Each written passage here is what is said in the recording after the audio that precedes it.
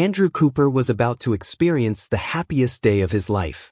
It was a warm, sunny afternoon in Charleston, South Carolina, where Andrew was set to marry his longtime girlfriend, Rebecca Hayes. The couple had chosen a beautiful seaside venue with the Atlantic Ocean as a backdrop. The air was filled with joy, and guests were taking their seats, awaiting the start of the ceremony. Andrew, a 32-year-old successful architect, stood at the altar, feeling a mix of excitement and nerves. Little did he know that this day, meant to mark the beginning of a new chapter, would instead end in tragedy.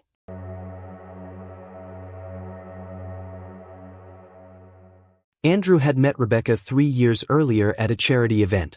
Their relationship blossomed quickly, marked by shared values and dreams for the future.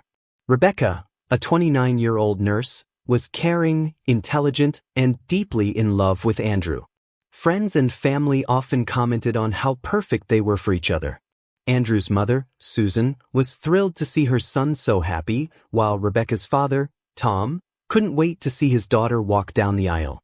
Everything seemed to be falling into place, but Andrew's past held a dark secret, one that would resurface in the most unexpected and devastating way. Before meeting Rebecca, Andrew had been in a tumultuous relationship with a woman named Emily Warren. Emily was a strikingly beautiful but unpredictable woman. The two had met at a local bar, and their relationship was intense from the start.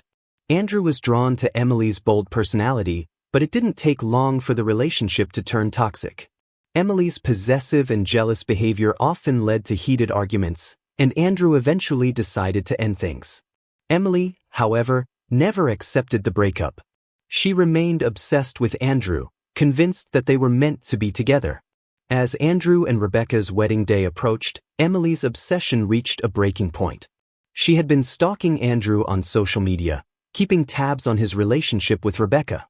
When she saw the wedding announcement, something inside her snapped. Determined to stop the wedding at any cost, Emily began making plans. She sent anonymous threats to Andrew's phone and even called the wedding venue under a fake name, trying to cancel the reservation. But Andrew and Rebecca remained unaware of the looming danger. On the morning of the wedding, Andrew woke up feeling a mix of excitement and nerves. He spent the morning getting ready with his best man, James Parker, who had been his closest friend since college. They laughed and reminisced about old times, trying to ease Andrew's pre-wedding jitters. Meanwhile, Rebecca was in a nearby bridal suite with her maid of honor, Claire, and a few other bridesmaids.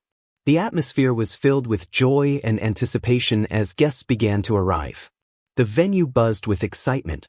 The ceremony was set to begin at 4 p.m., and everyone was taking their seats on the white chairs arranged in neat rows facing the ocean. Andrew stood at the altar, adjusting his tie nervously as Rebecca's father, Tom, waited near the entrance to walk his daughter down the aisle. The string quartet started playing a soft, romantic tune, signaling the start of the ceremony. Just as the ceremony was about to begin, a figure appeared in the distance. It was Emily Warren, dressed in a long black coat despite the warm weather. Her face was pale, and her eyes burned with a mix of anger and determination. She walked toward the ceremony with purpose, her hand clutching something inside her coat.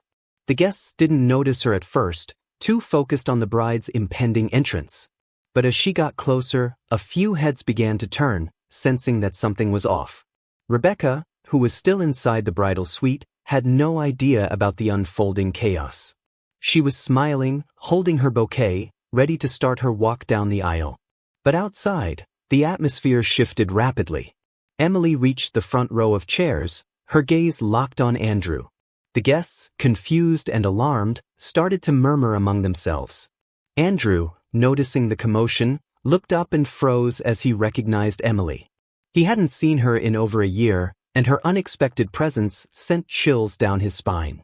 Before Andrew could react, Emily pulled out a gun from inside her coat. The crowd gasped in horror as she aimed it directly at Andrew, her voice breaking as she shouted, "If I can't have you, no one will." The moment seemed to stretch into eternity, with Andrew staring into Emily's tear-filled eyes.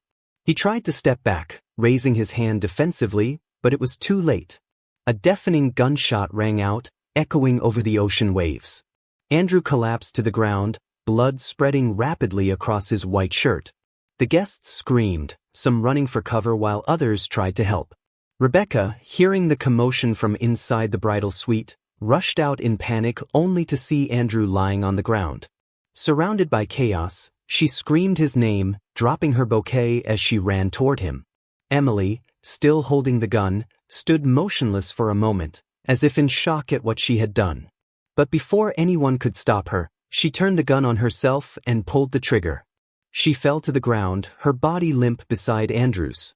The scene was one of utter devastation, with guests sobbing, some trying to provide first aid, and others frozen in disbelief. Rebecca reached Andrew, dropping to her knees beside him.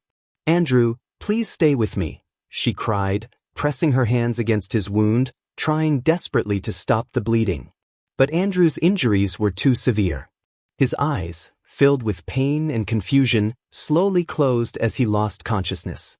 Rebecca's cries filled the air, her white dress stained with blood as she clung to Andrew's lifeless body.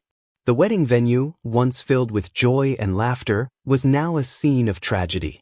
Police and paramedics arrived quickly, securing the area and tending to the wounded. Emily was pronounced dead at the scene, while Andrew was rushed to the hospital in critical condition. Rebecca, in a state of shock, was escorted away by her friends. Her dream wedding had turned into a nightmare she would never forget. Back at the hospital, doctors fought to save Andrew's life. He was rushed into surgery, but his injuries were too severe. After hours of attempting to stabilize him, Andrew was pronounced dead. The news shattered Rebecca, who had been waiting anxiously in the hospital waiting room. Her world had crumbled in an instant, and the love of her life was gone forever. News of the shocking incident spread rapidly, making headlines across the country. "Groom shot at altar by obsessed ex" read the headlines, and the story became a topic of national discussion. People were horrified by the senseless violence that had ended a young man's life on what was supposed to be his happiest day. In the days that followed, the community struggled to come to terms with the tragedy. Andrew's family, devastated by his sudden death, prepared for a funeral instead of celebrating his new marriage. Rebecca was inconsolable, haunted by the memory of Andrew's final moments. The wedding venue, which had once promised a joyful union, now stood as a haunting reminder of a life cut short by an act of senseless violence. Emily's motives were analyzed and discussed extensively. Friends described her as having a history of unstable behavior, especially after her breakup with Andrew. She had reportedly refused counseling and had become increasingly erratic in the months leading up to the wedding. The shock of Andrew's murder continued to ripple through the community. In the aftermath of the tragedy, authorities launched a thorough investigation into Emily Warren's actions. Detectives pieced together her motives, tracing the events that led her to commit the unthinkable on Andrew's wedding day. What they discovered was a disturbing pattern of obsession, manipulation, and mental decline that ultimately culminated in a horrific act of violence. Emily had always been known for her striking beauty and intense personality. When she and Andrew were together, their relationship had been marked by passionate highs and turbulent lows. Friends of Andrew described Emily as possessive, often jealous of anyone who showed interest in him. Andrew had tried to end the relationship several times, but Emily would always manage to draw him back, using emotional manipulation to keep him entangled. She would frequently threaten self-harm or cry uncontrollably, leaving Andrew feeling trapped by guilt and sympathy. When Andrew finally ended things for good, Emily became increasingly erratic. According to her close friends, Emily could not accept the idea of Andrew moving on. She began stalking him, showing up at his office unannounced, and even following him to social events. Andrew was aware of her behavior and had tried to handle it delicately, hoping that Emily would eventually let go. He never reported her actions to the police, thinking that she would eventually move on. As Andrew's relationship with Rebecca blossomed, Emily's mental state worsened. She was often seen driving by Andrew's house late at night, and on one occasion, she even left a note on his car windshield declaring that she still loved him and believed they were meant to be together. The note was filled with a mix of longing and anger, hinting at the deep-seated obsession that had consumed her. The investigation revealed that Emily had started planning her attack months before the wedding. She had purchased a gun illegally using false identification and had even visited the wedding venue weeks in advance to familiarize herself with the layout. In her delusional state, Emily believed that if she couldn't be with Andrew, she had to ensure that no one else could either. Her decision to wear a black coat to the wedding was not just an attempt at concealment, but also a symbolic gesture of her dark intentions. Rebecca, meanwhile, was struggling to cope with the overwhelming grief and trauma of losing Andrew. She found herself consumed by guilt, wondering if there had been signs that she had missed or warnings that could have prevented the tragedy. Despite the support of her family and friends, Rebecca felt isolated, trapped in a nightmare that seemed impossible to escape. The media frenzy surrounding the incident only added to Rebecca's suffering. Reporters camped outside her home, eager for interviews and statements. Sensational headlines painted a gruesome picture of the wedding day, with some articles even speculating about Emily's mental state and what could have driven her to such a violent act. Rebecca found herself at the center of a national story, her personal pain turned into a public spectacle. Emily's funeral was held quietly, with only a few family members and friends in attendance. Her parents, devastated by the reality of their daughter's actions, expressed profound sorrow for the pain she had caused. Emily had caused in a brief statement to the press, Emily's mother said, "We are heartbroken for Andrew's family and Rebecca. We never imagined Emily would be capable of such a thing, and we wish there had been something we could have done to stop it." Her words were filled with regret and disbelief, capturing the profound sense of loss on both sides of the tragedy. The Charleston community came together to support Andrew's grieving family. A memorial service was held at a local church with hundreds of attendees, including friends, colleagues, and even strangers who had been moved by the tragic story. Rebecca, despite her grief, attended the service to honor Andrew's memory. She stood at the front, dressed in black, with tears streaming down her face as she listened to heartfelt eulogies about the man she had loved deeply. As Rebecca tried to rebuild her life, she sought therapy to help process her trauma. Her sessions were marked by painful memories of the wedding day, memories that replayed in her mind like a cruel film on an endless loop. She would often wake up in the middle of the night, haunted by the sound of the gunshot that had shattered her dreams.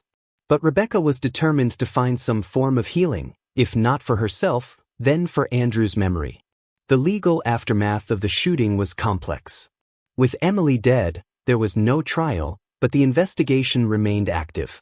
Authorities wanted to understand how Emily had managed to obtain a gun and plan such an attack without being detected. They interviewed people who had known Emily in her final months, trying to piece together the psychological decline that had led to such extreme measures. The focus shifted to preventing similar tragedies, with lawmakers discussing potential reforms in gun control and mental health resources. Rebecca decided to take action in Andrew's memory.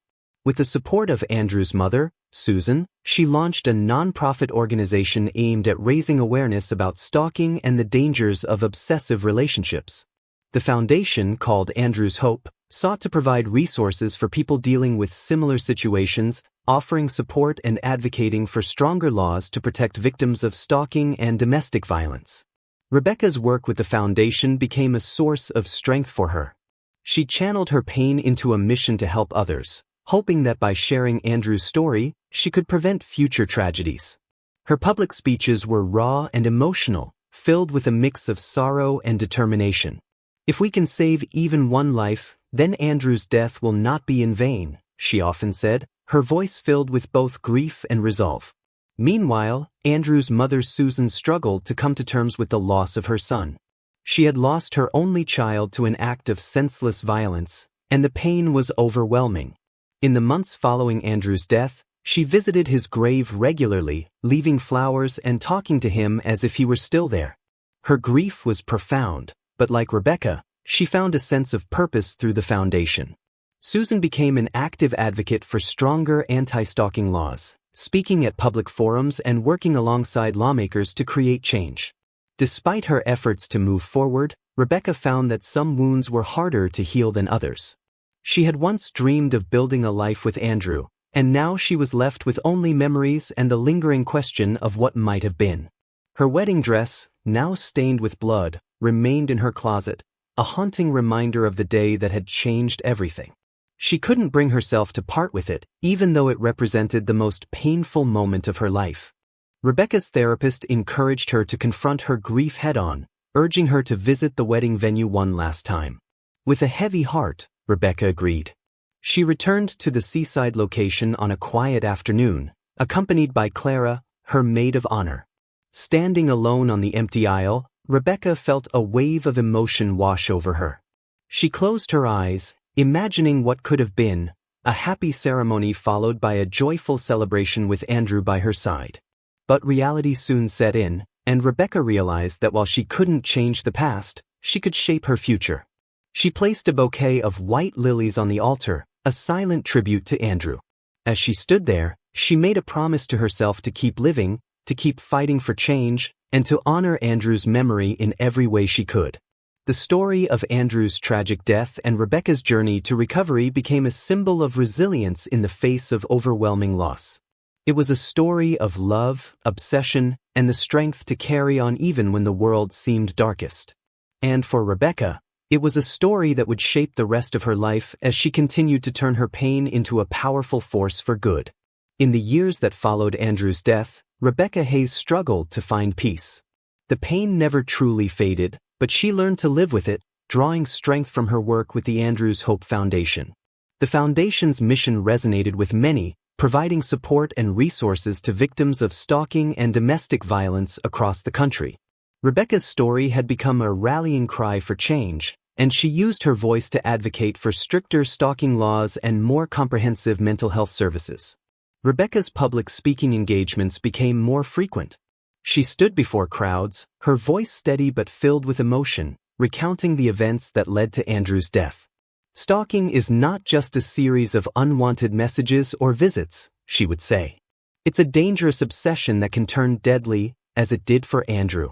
Her words were powerful, but each time, she spoke them as she relived the trauma of that fateful day. Meanwhile, Andrew's mother, Susan, remained a key figure in the foundation. She found solace in helping others, pouring her energy into lobbying efforts and outreach programs. Together, Rebecca and Susan formed a close bond, supporting one another as they navigated the depths of their shared grief. For Susan, the work was a way to honor Andrew's memory, but it was also a means of channeling her anger and sadness into something meaningful. One of the most significant breakthroughs came 2 years after Andrew's death when new legislation was passed in South Carolina, strengthening stalking laws and improving protection for victims. The bill, dubbed Andrew's Law, mandated more comprehensive reporting of stalking incidents and imposed stricter penalties on repeat offenders. The law also included provisions for mandatory counseling for perpetrators, aimed at addressing the root causes of obsessive behavior. The passing of Andrew's Law was a bittersweet victory for Rebecca and Susan. On the one hand, it represented real change and a sense of justice for Andrew. On the other, it was a stark reminder of what had been lost. At the signing ceremony, both Rebecca and Susan spoke about the importance of the law and their hopes for a safer future. As she addressed the crowd, Rebecca's voice broke for a moment. "I wish we never had to be here for this reason," she said, tears welling up in her eyes. "But I know Andrew would be proud of what we're doing in his name." Despite the progress made through the foundation, Rebecca's personal life remained a challenge. She found it difficult to trust others, often feeling a sense of fear and vulnerability in social settings. Relationships were especially hard. The memory of Andrew's sudden death haunted her attempts at finding new love. She tried dating a few times, but each relationship ended quickly as she struggled to fully open up. Rebecca's therapist encouraged her to be patient, emphasizing that healing was not linear and that it was okay to take her time. As the anniversary of Andrew's death approached each year, Rebecca found herself overwhelmed by memories. The once joyful date that had been meant for her wedding now marked the darkest day of her life. On the 5th anniversary, she decided to mark the occasion differently. Instead of retreating into solitude, Rebecca hosted a charity event in Andrew's honor. The event, held at the same seaside venue where the wedding had taken place, was a fundraiser for the Andrews Hope Foundation. The fundraiser was filled with supporters, survivors, and advocates for change. Rebecca stood on the stage, looking out at the crowd, and felt a surge of hope. As she spoke, her voice was filled with both sorrow and determination. Today, we remember Andrew not just for the tragedy that ended his life, but for the love and kindness he brought to this world, she said. We turn our pain into purpose, knowing that his story can save others. Susan, too, found a sense of comfort in the event. She spoke fondly of her son, sharing stories of his childhood and his dreams for the future. For the first time in years, she allowed herself to smile as she remembered the good times. The fundraiser was a success, raising significant funds for the foundation and helping to expand its reach. The event marked a turning point for Rebecca. While the pain of Andrew's loss would never fully disappear, she found a renewed sense of purpose. She decided to dedicate herself fully to the foundation's work, traveling across the country to speak at conferences, schools, and community centers. Her message was always clear: stalking was a serious issue that needed to be addressed with urgency and compassion. One day, while speaking at a conference in New York, Rebecca was approached by a man named David Reynolds. He was a counselor who worked with stalking survivors, helping them navigate the legal system and heal from their experiences. David had been following Rebecca's work for years and was inspired by her dedication. They exchanged stories, finding common ground in their shared mission. Over the following months, Rebecca and David grew closer. Their conversations shifted from work to personal matters, and Rebecca found herself slowly letting her guard down. David's gentle and understanding nature made it easier for her to trust again. For the first time since Andrew's death, Rebecca felt the possibility of love, though she remained cautious. David respected her boundaries, giving her the space she needed while also providing support. As Rebecca and David's relationship deepened, she faced a mix of emotions. There was guilt, as if moving forward meant betraying Andrew's memory, but there was also a sense of hope that she could still have a future filled with love and happiness. Susan, who had grown fond of David, encouraged Rebecca to embrace the possibility of a new beginning. Andrew would want you to be happy, she told Rebecca. He wouldn't want you to live in the shadow of the past forever. Rebecca's relationship with David was different from what she had experienced with Andrew. It was quieter, less dramatic, but filled with mutual respect and a deep understanding of each other's pain. They supported one another not just in their personal lives but in their shared mission to help others. Together, they worked to expand Andrew's hope, adding new programs focused on counseling and legal support for stalking victims. On the 10th anniversary of Andrew's death, Rebecca returned to the seaside venue alone. She stood on the same aisle where she had once dreamed of walking toward a happy future with Andrew. This time, though, there was no bouquet, no music, and no tears, just a sense of quiet reflection. She laid a single white rose on the altar, a final tribute to the man she had loved and lost. As Rebecca turned to leave, she felt a sense of peace she hadn't known before. She knew that while Andrew's death had changed her life forever, it had also given her a mission that she would carry forward for the rest of her days. She had turned tragedy into change, pain into purpose, and loss into a legacy that would continue to make a difference for years to come. Walking away from the venue, Rebecca felt the ocean breeze on her face. It was a reminder that life, like the waves, kept moving forward. And while the past could not be changed, the future still held possibilities.